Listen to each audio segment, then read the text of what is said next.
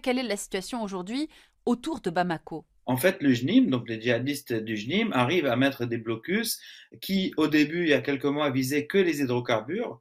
Aujourd'hui, ça concerne tout, donc les denrées, les hydrocarbures et les personnes, en ce qui concerne les sorties de Bamako et les entrées de Bamako. Donc il y a plusieurs axes d'entrée et de sortie de Bamako qui mènent vers les pays limitrophes ou vers les régions. Et donc les djihadistes sont en capacité de couper en même temps plusieurs axes. De leur côté, les forces armées maliennes, aidées par l'Africa Corps russe, arrivent à desserrer les taux en ouvrant un axe sur 4 sur 5 à la fois. Je comprends à vous écouter qu'il y a en effet ces différents mouvements djihadistes qui progressent, mais uniquement dans certaines zones et qui ne sont pas encore vraiment attaqués ou qui n'ont pas réellement pris les centres urbains. Ça veut dire que ça donne au final quelle situation? Ça veut dire que la junte militaire peut espérer se maintenir, conserver le pouvoir central et notamment dans la capitale, mais avec un fort pouvoir de perturbation de cette opération djihadiste aujourd'hui? Leur priorité, c'est se maintenir au pouvoir, que ce soit la junte malienne, nigérienne ou burkinabé. Combattre les djihadistes, ça vient en deuxième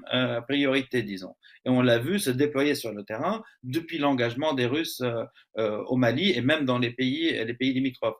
Tant qu'ils tiennent la capitale, ils tiennent le pouvoir. Mais en même temps, des pans entiers du territoire leur échappent.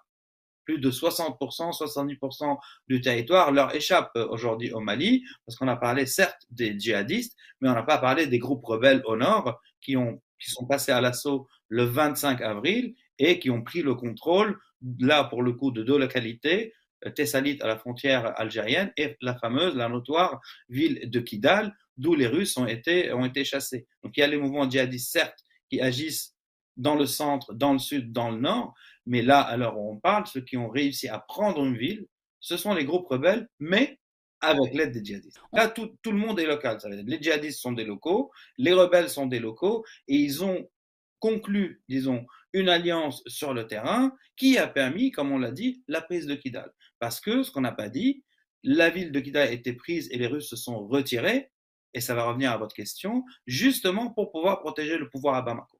Ils devaient faire des choix. Donc les attaques qui ont eu lieu sur tout le territoire, en coordination entre rebelles et djihadistes, ont obligé Bamako, donc l'armée malienne et les Russes, à faire des choix. Et donc le choix était d'abandonner Kidal, mais pour protéger le centre et la capitale. Donc la configuration politique, militaire, les acteurs ne sont pas les mêmes.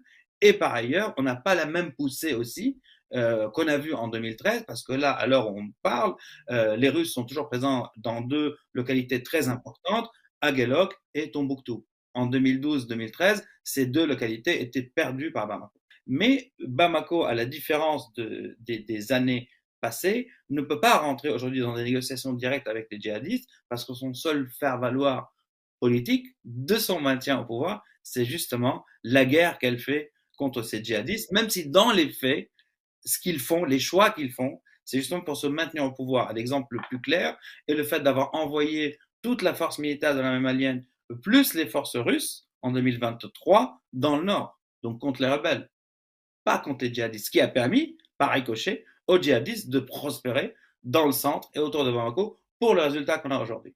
C'est votre point de vue, en effet, de connaisseur et personnel sur le Mali d'aujourd'hui. Est-ce que l'on peut aussi constater un chaos malien sans doute totalement singulier et inédit, précisément si l'on prend comme comparaison la situation post-intervention de la France en 2014? L'éclatement du pays aujourd'hui et le chaos du Mali aujourd'hui, il est quand même à souligner et à noter. C'est difficile de dire le contraire.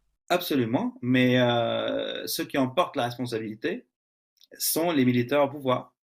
Parce que c'est eux qui ont fait les choix, donc de chasser les partenaires qui étaient la France et les États-Unis, quand on parle des trois pays, et de prendre un partenaire qui n'est pas aussi efficace et puissant que les partenaires d'avant. Les exactions commises, que ce soit par Wagner ou par l'Afrique Corps, ont plutôt renfloué les rangs des djihadistes qu'autre chose. Donc le résultat qu'on voit aujourd'hui, ce sont les choix de la junte. Quand ils envoient leur armée et les Russes dans le nord combattent des rebelles qui avaient signé un accord, les accords d'Alger de 2015, et ils délaissent le sud et le centre, on a le résultat qu'on a aujourd'hui. Et quand ils délaissent le sud et le centre, c'est les pays limitrophes qui en payent le prix. On parle de la menace djihadiste dans les pays du Golfe de Guinée, mais ce sont des choix politiques qui ont été faits par les trois juntes qui ont pris le pouvoir de force, qui ont mené à cette situation. Le président Bazoum au Niger, par exemple, il négociait avec les djihadistes, il achetait des drones aux Turcs, il avait le partenaire français, le partenaire américain, il arrivait à juguler, parce que c'est de la contre-insurrection, et à stabiliser la situation. Depuis qu'il est emprisonné chez lui, il est encore emprisonné chez lui par la junte qui a pris le pouvoir, la situation dégringole au Niger, et la jonction a été faite entre État islamique Afrique de l'Ouest autour du lac Tchad et l'État islamique dans le Sahel.